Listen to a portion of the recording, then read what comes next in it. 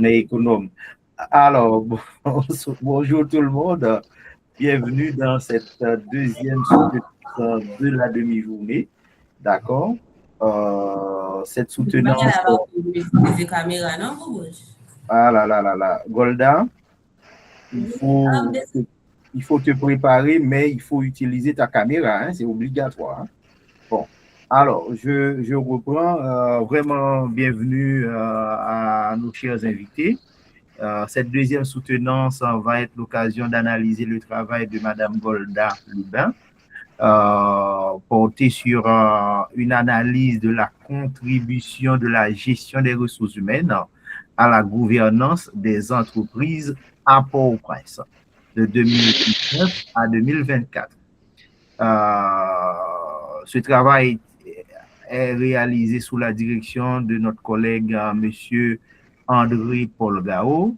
Le docteur Fred Célimène joue le rôle de rapporteur et votre serviteur dans le rôle, alors docteur Providence Christophe dans le rôle de président de ce jury. Donc, on passe la parole tout de suite à Golda pour 10 minutes de présentation maximum. Tu as la parole, Golda. Merci beaucoup. Monsieur le Président du jury, Messieurs les membres du jury, Mesdames et Messieurs, avant de commencer, je voudrais prendre le temps de remercier l'UIS qui a mis toute cette structure nécessaire pour permettre aux étudiants haïtiens de faire des études dans un contexte particulièrement difficile. Je remercie également les membres du jury pour l'intérêt et l'énergie qu'ils ont porté à ce travail. Et enfin, je veux particulièrement remercier mon directeur de mémoire, M. André Paul Garo, pour son accompagnement constant tout au long de ce travail. Mon mémoire s'intitule « Analyse de la contribution de la gestion des ressources humaines à la gouvernance des entreprises à Port-au-Prince 2019-2024 ». En quelques minutes, je vais vous présenter la démarche qui a guidé ce travail, les résultats auxquels elle a abouti, ainsi que les recommandations qui en découlent. Le point de départ de mon travail de recherche est simple. Attendez, j'ajoute le PowerPoint. Le point de départ de cette recherche est un constat simple.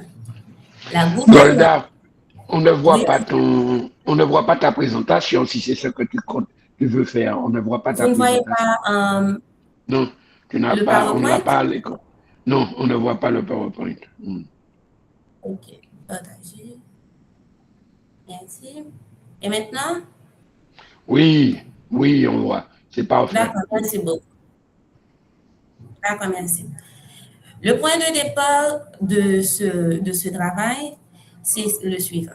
La gouvernance des organisations s'impose comme l'un des défis majeurs en raison de son impact direct sur la performance, la transparence et la durabilité au sein des entreprises. Or, dans le contexte haïtien, cette question reste largement négligée par la recherche en gestion, alors même que l'informalité, l'instabilité politique et d'autres problèmes fragilisent considérablement les mécanismes de régulation externe. Dans ce contexte, la fonction ressources humaines, même lorsqu'elle existe, elle est souvent, disons, marginalisée ou purement symbolique, placée sous le contrôle exclusif des dirigeants. C'est ce constat même qui a orienté la question centrale de mon travail. Dans quelle mesure l'absence ou la faible structuration de la fonction ressources humaines affecte-t-elle l'efficacité de la gouvernance organisationnelle des entreprises privées de Port-au-Prince de 2019 à 2024? De ce problème découle notre hypothèse générale.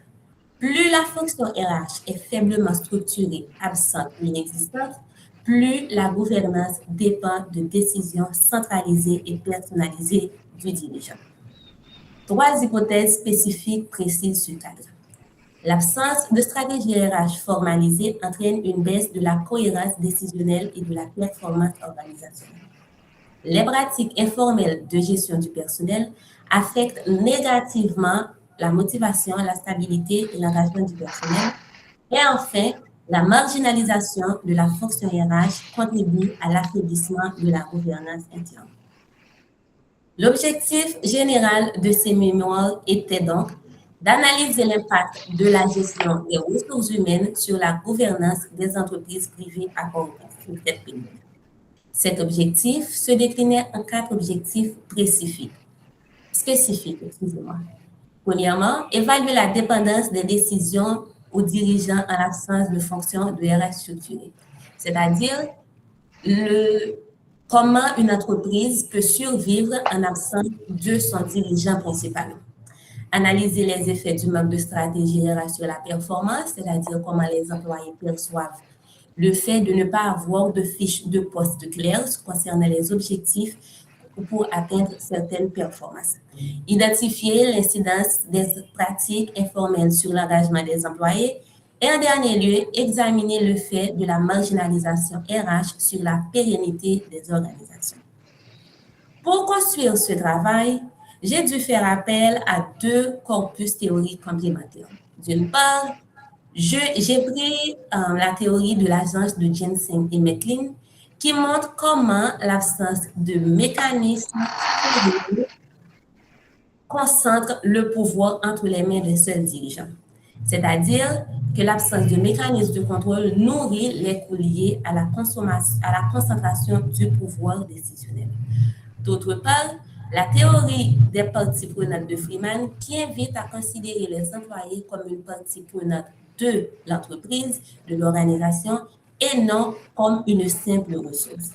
À ces apports, j'ai aussi consulté les travaux de Charot sur la gouvernance organisationnelle, ceux d'Ulrich, de Peretti, Armstrong, ceux de Baker et Weasley sur la GRH comme fonction stratégique, et aussi les constats de Pierre-Louis et du PNUD sur la spécificité du contexte haïtien. Sur le plan méthodologique, nous avons opté pour une démarche quantitative descriptive à visée exploratoire. J'ai fait 2 questionnaires distincts qui ont été destinés aux dirigeants, aux employés des entreprises. J'ai administré ces questionnaires auprès de 7 entreprises privées de Port-au-Prince qui opèrent notamment dans le secteur du commerce, la finance, la santé et aussi les services. Au total, 31 personnes ont participé à cette enquête, 7 dirigeants et 24 employés. L'échantillonnage a permis de couvrir des structures de taille variée avec ou sans RH formalisé. Maintenant, je vais présenter les résultats découlés de ce travail et je les ai organisés autour de 3 axes. Le premier axe porte sur les pratiques de ressources humaines. Ceci révèle un déficit généralisé de formalisation. Seuls 25% des employés confirment l'existence d'une fiche de poste, c'est-à-dire que seulement 25% des employés ont une fiche de poste qui décrit ce qu'ils doivent produire comme travail, les objectifs à atteindre et aussi comment, etc. et les détails pour s'y prendre. 86% des entreprises ne disposent d'aucune grille salariale. Le recrutement, la rémunération et l'évaluation reposent en grande majorité sur des pratiques informelles que les dirigeants justifient par la flexibilité, mais que les employés perçoivent très différemment. Le deuxième axe porte sur la gouvernance et la prise de décision. Il met en évidence un écart de perception frappant, je dois dire. Parce qu'alors que 71% des dirigeants estiment que leur organisation pourrait fonctionner sans problème en leur absence, 57% des employés déclarent ne percevoir aucune transparence dans les décisions et 65% affirment n'avoir aucune confiance en leur direction.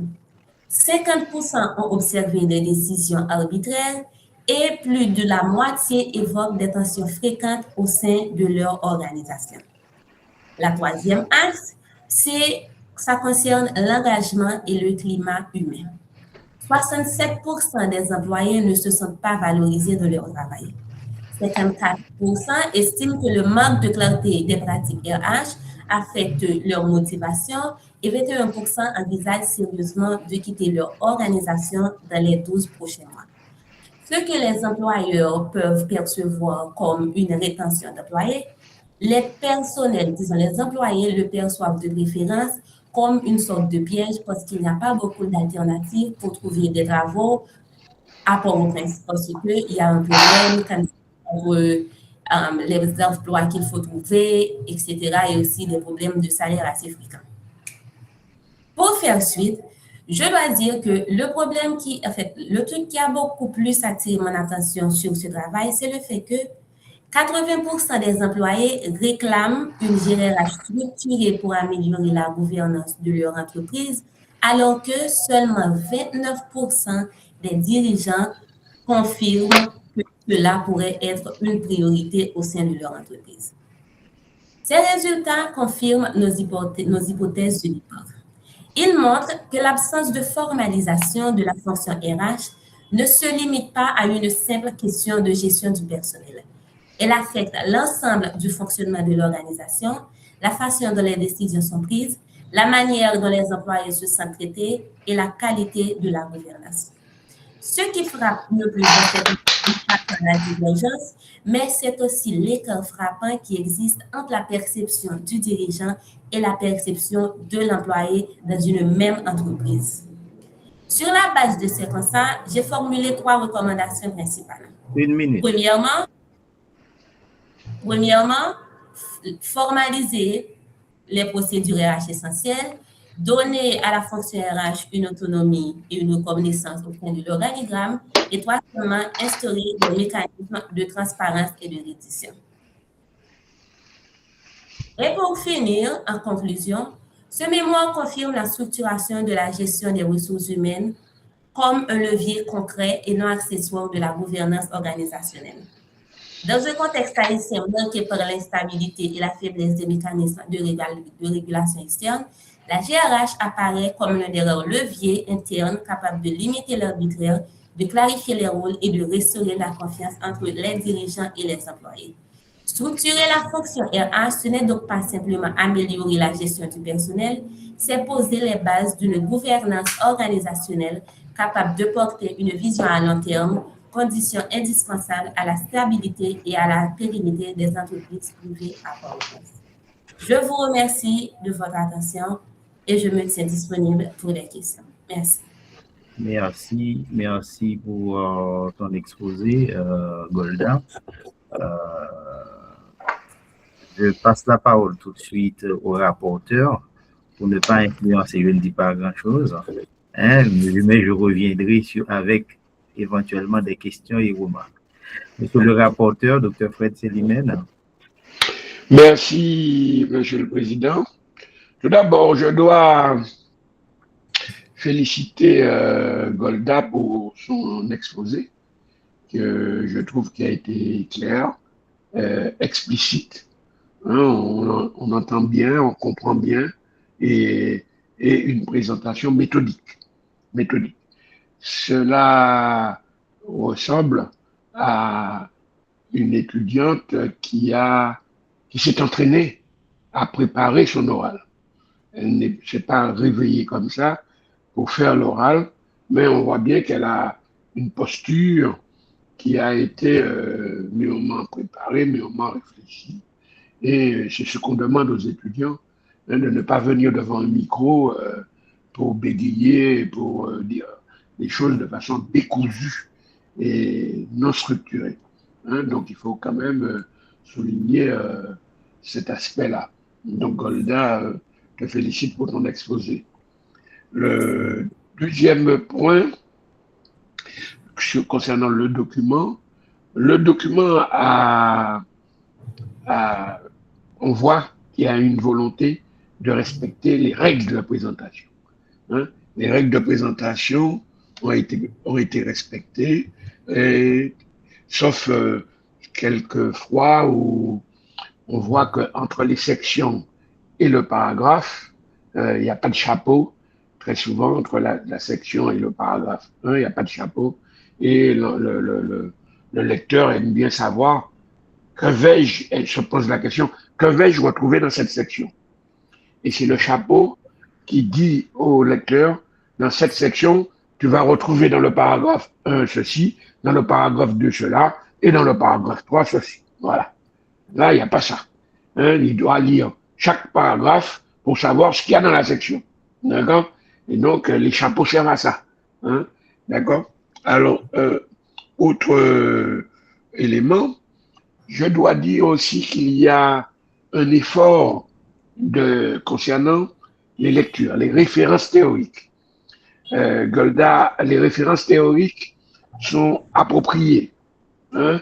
Donc, la candidate montre bien qu'il y a des auteurs sérieux qui ont travaillé sur ce sujet. Hein? Dans le management des entreprises, il y a les grands auteurs, dont certains sont prix Nobel, qui ont travaillé sur ce sujet-là. Et donc, Golda a montré qu'elle est au courant. Hein? Et c'est dans son travail.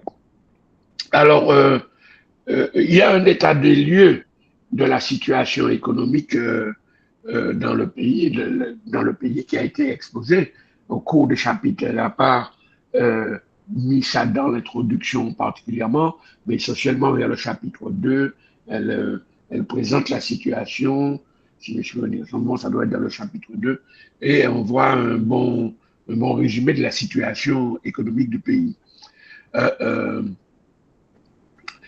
Alors, moi, j'ai bien vu que les trois grandes questions qui sont posées sur les pratiques de GRH, sur la notion de gouvernance et sur la notion d'engagement du personnel. Alors, on voit bien que dans toutes les entreprises, ou pratiquement l'essentiel des entreprises, la notion de gouvernance laisse à désirer. Et on voit bien une contradiction dans ce que pensent ou croient les chefs d'entreprise et ses salariés. On dirait qu'il y a une inadéquation. Certains pensent quelque chose comme les chefs d'entreprise, pensent que sans eux, l'entreprise peut tourner sans problème, et les salariés disent que non, si le patron n'est pas là, on ne peut pas dire que ça tourne, quoi. Et il y a un malaise profond autour de management de l'entreprise. Il y a un malaise, et c'est pas une minorité, parce qu'il ne faut pas attendre dans une entreprise que ça n'existe pas, que 100% des salariés sont satisfaits du management, satisfaits de la direction, ça n'existe pas. Mais quand même, en général, quand c'est bien fait, on a facilement 80 à 90% des gens qui vous disent qu'ils sont satisfaits. Ce qui n'est pas le cas du tout dans les entreprises enquêtées par Golda. Donc là, c'est vraiment dommage dans les entreprises qu'il y a une telle inadéquation, une telle dysfonctionnement, une non-concordance entre les deux, les dirigeants et les salariés. Alors, je ne veux pas garder la parole trop longtemps, mais je vais poser, je dirais, deux questions à Golda pour voir si elle peut aller au-delà de ce qu'elle a perçu dans l'entreprise. Je vais lui demander comment expliques-tu, même si tu le dis mais tu restes focalisé sur l'entreprise, comment expliques-tu ce malaise avec un pourcentage aussi profond? D'accord? Et deuxième question, ne penses-tu pas qu'il y a des explications exogènes à l'entreprise? Tu peux expliquer ça. Parce que là, tu as donné des explications endogènes à l'entreprise, qui portent très souvent sur le comportement des dirigeants, de la gouvernance en général, ou du mode de management en général. Je ne pense pas qu'il y a des explications exogènes à ce malaise d'ampleur. Parce que si c'était marginal, on pourrait dire, bon, ça va, quoi. Mais comme c'est d'ampleur, ne penses-tu pas que sociologiquement, il y a d'autres explications à ça? Peux-tu déjà nous répondre à ces questions, Monsieur le Président? S'il le faut, je peux revenir sur d'autres choses. Merci, monsieur le rapporteur. Bon, je te laisse répondre rapidement à ces deux questions avant de poursuivre. Merci, mon rapporteur, pour les remarques. Et pour les questions, la première question, c'est comment expliquer le malaise avec un pourcentage aussi profond? Dans mon deuxième chapitre, j'ai pris le soin de faire un historique de la situation actuelle en Haïti. C'est-à-dire pour expliquer que le problème qui se pose aujourd'hui au sein des entreprises n'est pas simplement un problème, disons, organisationnel, mais ça a aussi un rapport historique et même culturel, je dois dire. Parce que lorsqu'on voit en Haïti le fait qu'il y a autant d'entreprises informelles, c'est souvent dû au fait que les Haïtiens n'ont pas souvent confiance en ce qu'on pourrait appeler les mécanismes, les institutions qui sont là pour gérer et formaliser les entreprises. Déjà, en tant qu'Haïtiens, nous avons souvent tendance à nous dire que si on nous demande ça, c'est pour gagner de l'argent et cet argent sera forcément mal utilisé. Donc, au sein des entreprises, il y a les dirigeants, sans se rendre compte, qui viennent imposer les mêmes problèmes disons, qu'il y a sur le point politique au sein des organisations. C'est comme si, disons que la situation du pays se reflète dans toutes les infirmes parties des entreprises dans le pays. La deuxième question, c'est des explications exogènes à notre pays. Je dois dire que c'est vrai, les dirigeants n'ont pas vraiment, disons, installé une bonne gouvernance au sein des entreprises. Cependant, cela est aussi dû à la faiblesse des institutions étatiques. Ce que j'explique, c'est que dans un pays où il n'y a pas de mécanismes externes qui sont présents, c'est-à-dire où il y a des gens pour empêcher l'arbitraire, où l'État est présent pour empêcher que les entreprises font ce qu'ils veulent, bien sûr, il va y avoir un vrai problème. Et d'après moi, c'est exactement ce qui pose ce problème, parce que quand on voit les facteurs externes, on peut voir aussi qu'il y a comme si des problèmes de sécurité, des problèmes comme si, disons que d'une part, on peut dire que certaines entreprises haïtiennes survivent parce que les décisions dépendent d'une seule personne à cause de l'instabilité qu'il y a, mais d'autre part, on va dire que le fait qu'il n'y a pas de stabilité en Haïti, c'est l'un des facteurs externes qui empêche à certaines entreprises aussi de progresser et de suivre certains principes. Merci. Merci pour ces réponses. Alors, je vais faire quelques remarques avant de passer la parole au rapporteur, alors à l'encadreur, le directeur de mémoire. Il faut quand même relire. C'est vrai qu'il y a un effort qu'on reconnaît, mais il faut relire le travail pour corriger certaines légèretés. Il faut éliminer quelques fautes d'accord qu'il y a dans le texte, des maladresses syntaxiques, puisqu'il y a des fautes de syntaxe, et aussi il y a des répétitions à enlever. Je t'invite quand même, je le rappelle, j'insiste là-dessus en plus de tout ce que le rapporteur a déjà dit. Au niveau de toujours la forme, j'ai vraiment un souci avec tes tableaux. Tu dois faire mieux en termes de présentation.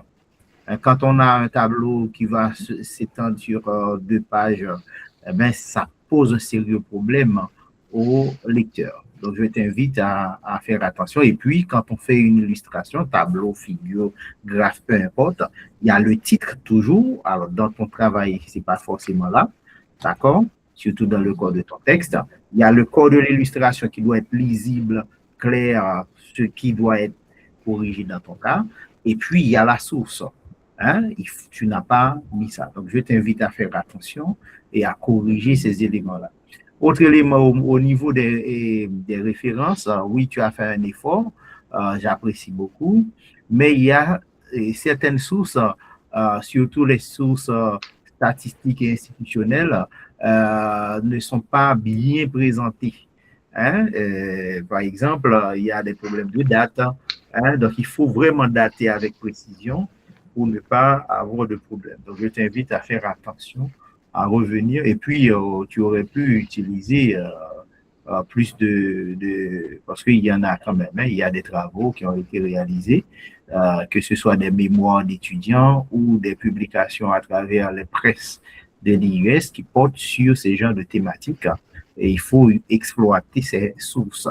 Il fallait mieux exploiter. Mais c'est acceptable ce que tu as fait.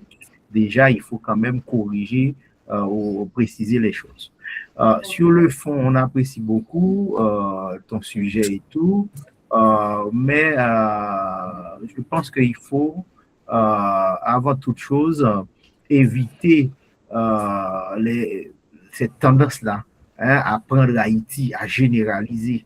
C'est vrai qu'il y a la situation politique, mais on ne peut pas dire que dans toutes les entreprises, eh bien, c'est exactement les mêmes, les vieilles, les mauvaises pratiques dans la politique qui prévaut dans ces entreprises-là. Je pense que tu dois faire attention.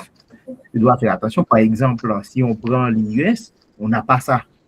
Et si on prend des entreprises qui sont là depuis un certain temps, etc., qui ont quand même beaucoup, qui ont gagné des parts de marché, même à l'international, on ne peut pas dire que c'est comme à l'image du pays. Donc, il faut faire attention à ne pas généraliser, d'accord?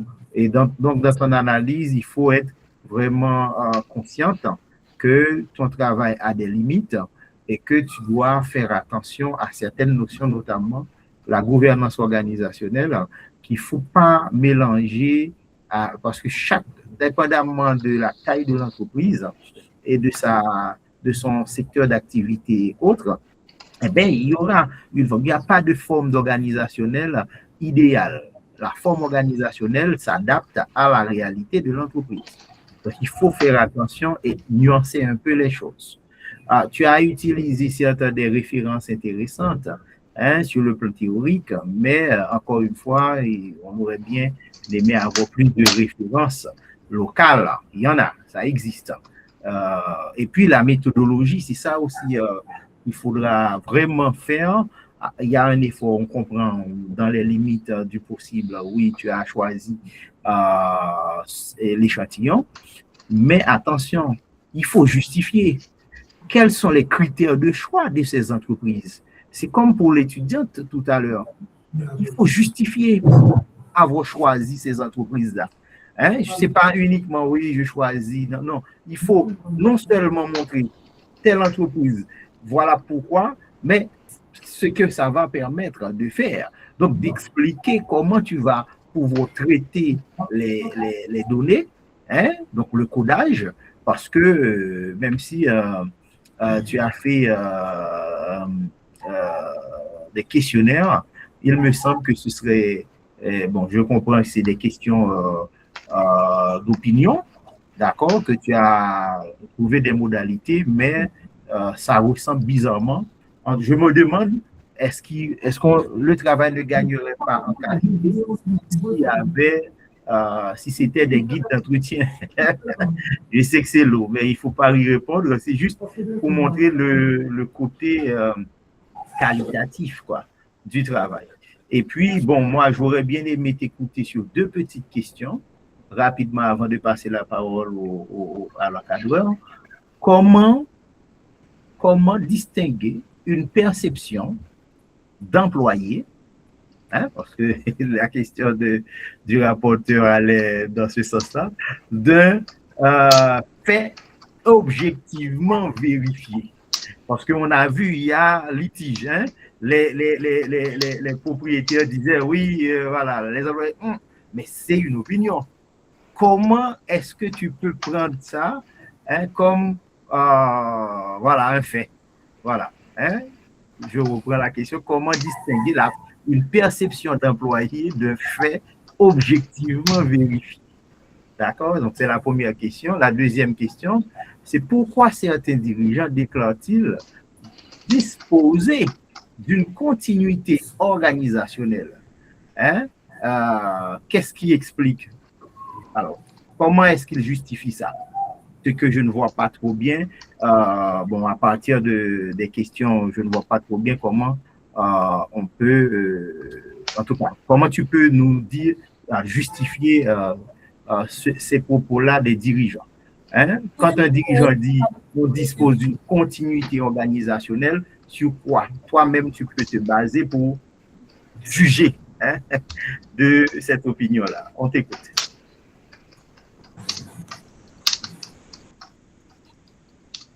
Tu as la parole, hein, Golda. Oui. Oui, merci, Monsieur le Président.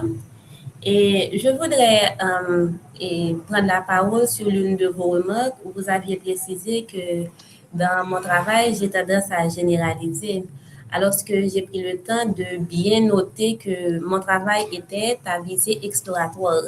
C'est-à-dire que je ne généralise pas, j'illustre seulement. Je peux illustrer ce que j'ai constaté dans les entreprises que moi-même j'ai eu à mener mon enquête. Je n'ai pas dit que c'est le cas de toutes les entreprises parce que dans mon travail, j'ai aussi précisé que certaines des grandes entreprises haïtiennes ont fait beaucoup d'efforts pour installer un vrai système de GRH afin de mieux gérer leurs employés. J'ai précisé ça dans mon mémoire aussi. Merci. Ensuite, les deux questions sont les suivantes. Oh, deuxième remarque, c'est concernant le guide d'entretien. Oui, c'est vrai, je suis d'accord avec vous quand vous dites que peut-être que les entretiens auraient été mieux. Je suis d'accord. Cependant, il y a aussi une sorte de méfiance qui existe et disons, et ces derniers temps, les gens ne veulent pas vraiment laisser savoir, par exemple, qui possède telle entreprise, qui possède telle entreprise. Donc, quand on va dans une entreprise et qu'on demande d'interroger, par exemple, de parler à une personne qui a de grandes responsabilités au sein de l'entreprise, pour des raisons de sécurité, la majorité des personnes ont plutôt tendance à refuser que de vous donner accès réellement aux personnes parce qu'ils vont se dire que si vous savez qu'ils ont des postes à responsabilité, vous allez vous dire qu'ils rentrent aussi beaucoup d'argent. Donc, il y a ce problème de méfiance aussi qui ont empêché cette partie. Sinon, je suis d'accord avec la remarque. Non, mais le questionnaire, comment tu as fait pour passer tes questionnaires alors? Tu as En bien fait, eu accès à ces gens-là?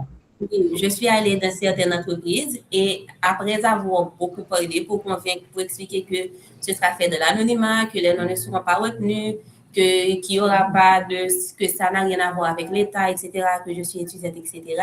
Il y a certains dirigeants qui ont accepté de répondre au questionnaire. Cependant, ils n'acceptent pas vraiment de parler. C'est vrai, quand on parle avec les gens, on a tendance comme si ils font des écoles et donnent certaines informations, mais ils sont plutôt stricts sur le fait qu'ils ne souhaitent pas, comme si donner un entretien, mais étant donné que c'est anonymement qu'ils vont remplir le questionnaire, ils préfèrent toutefois le remplir. Et malgré ça, on ne va pas trouver ça dans beaucoup d'entreprises. L'entretien peut être anonyme également, hein, soit dit en passant. Et puis, oui, sur la première remarque, j'ai bien vu que tu as annoncé une étude exploratoire. J'ai bien vu ça. Mais dans ton analyse, attention, par exemple, quand tu prends quelques facteurs externes, notamment la situation politique, les pratiques qu'il y a dans la politique, etc., il faut ne pas, en tout cas, aller trop vite en besogne en disant que, bon, ça influence les entreprises en Haïti. Donc, il faut vraiment préciser ces choses-là dans ton analyse. OK? Voilà, tu peux continuer sur les questions. La première question, c'était comment distinguer une perception d'employé de fait objectif. Ce que je vais dire, c'est que l'employé, en fait, déjà, vous allez remarquer que la majorité des employés de l'enquête disaient avoir au moins 1 an à travailler au sein de l'entreprise. C'est-à-dire que l'employé est présent à l'intérieur de l'entreprise et perçoit effectivement certaines choses. On ne va pas dire que l'employé ne peut pas, comme si, disons, se permettre de régler comme si certains problèmes avec son employeur dans un questionnaire. On ne va pas écarter ça comme problème. Mais le fait est que avant de remplir les questionnaires, avant de donner les questionnaires envoyés par WhatsApp, etc., j'ai pris le temps d'expliquer. J'ai dit voilà pour telle question, voilà comment les répondre. Si vous voulez dire this or that, voilà comme c'est à partir de quelle partie il faut commencer. J'ai pris le soin de mieux les expliquer afin que l'enquête soit comme si fait dans le plus grand respect total des normes. On ne va pas simplement dire que l'opinion de l'employé, c'est forcément la réalité. Cependant, le fait que plusieurs employés d'une même entreprise ont pratiquement la même perception, c'est quand même un indice de problème qu'il y a quelque part. Merci.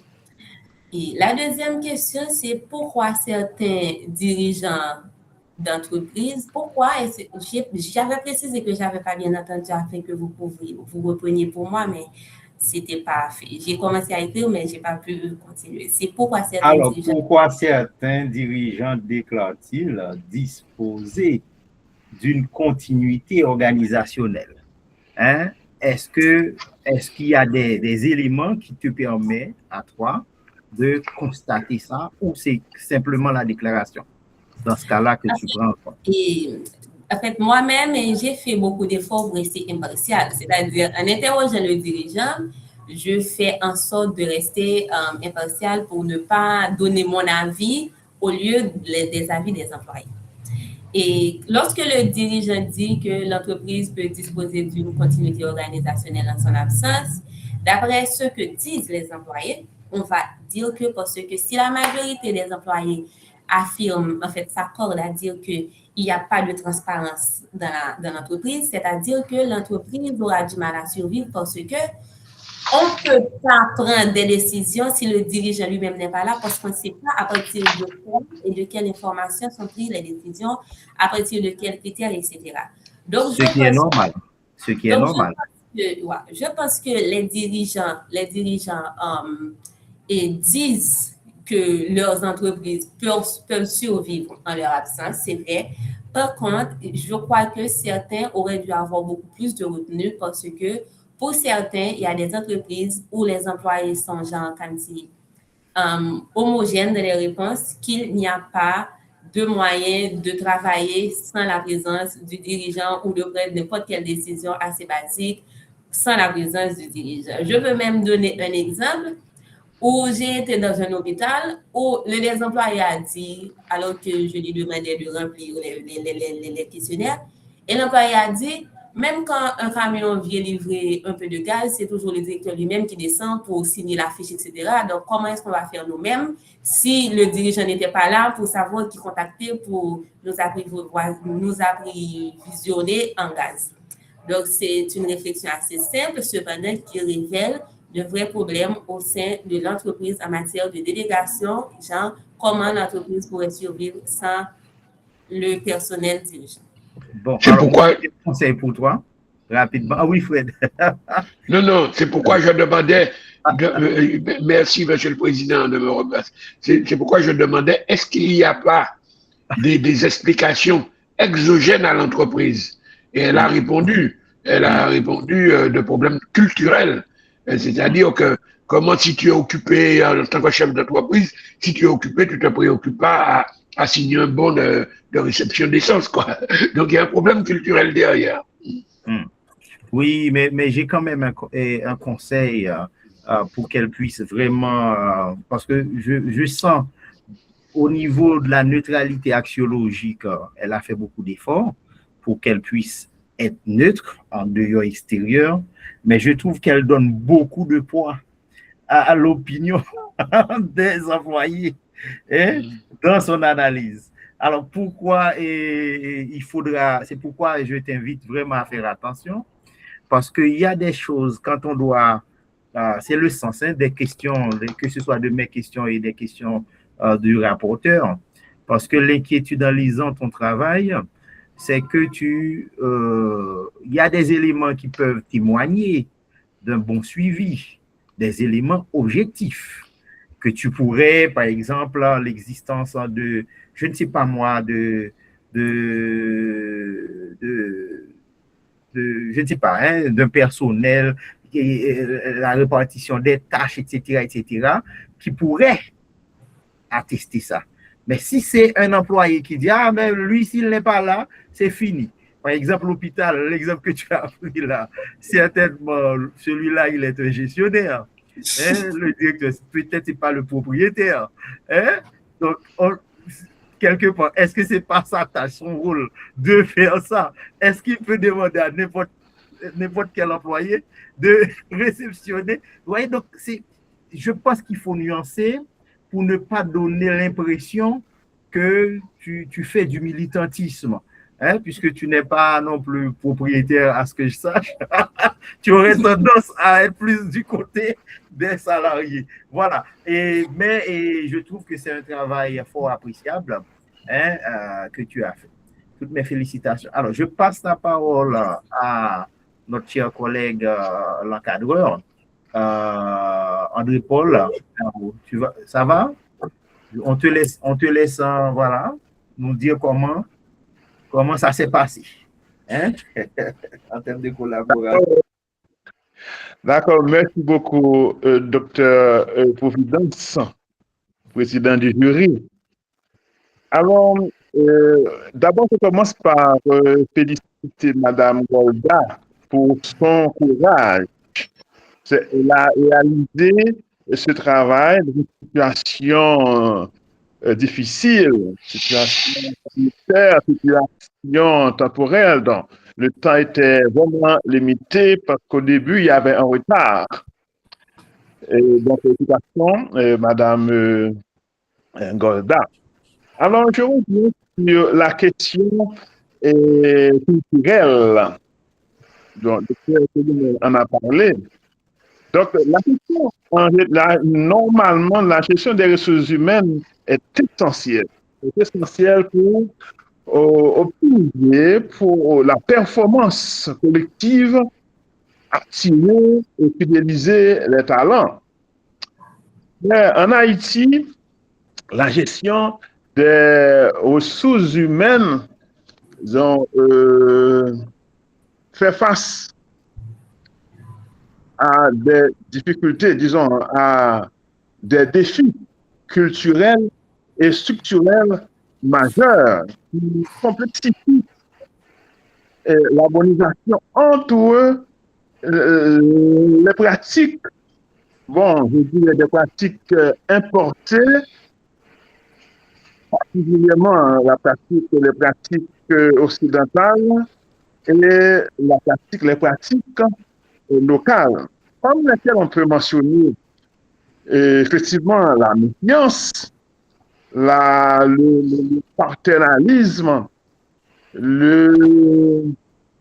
la forte distance hiérarchique entre les supérieurs et les subordonnés, et aussi l'informalité, bon, l'apport du secteur informel, problème de contrat écrit, disons, la question du temps, la question de ponctualité, le respect des échéances.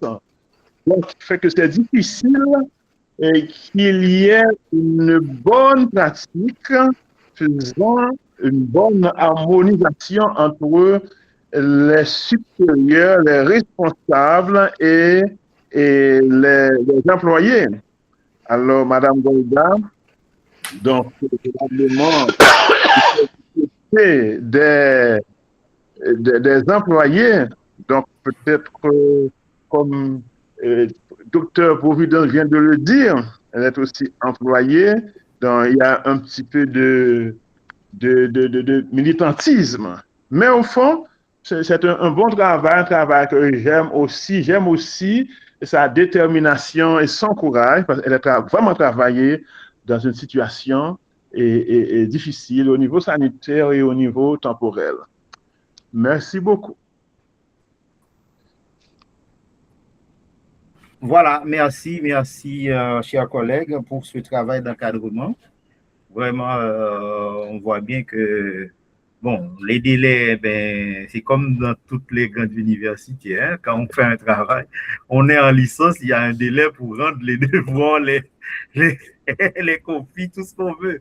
Donc, les étudiants sont informés bien en amont des délais et c'est à eux de s'organiser.